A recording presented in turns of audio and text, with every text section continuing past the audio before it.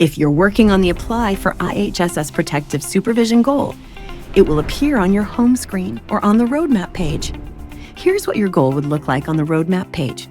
You may get a notification that you need to complete other goals first if your account doesn't reflect that you already have Medi-Cal and IHSS. A navigator can help you update your account if you're having any trouble.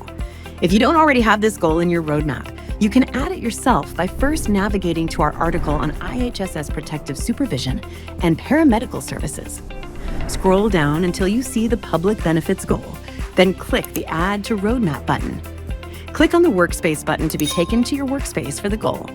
Scroll down on your workspace page to find the Notes section. As we go through Lisa's training, you can use this space to make note of anything important you want to remember. This workshop session is going over some expert tips for each step of this goal. Step 1 includes a link to an article where you can review the information we'll go over today. If you click on the link in the step, it will bring you to the resources part of the app.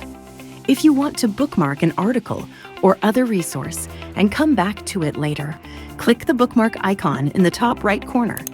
You can find all your bookmarks by clicking on bookmarks underneath resources on the left-hand side navigation. You can also read or bookmark an article directly from the goal workspace. Scroll down past the Notes section, and you'll find related resources for the goal.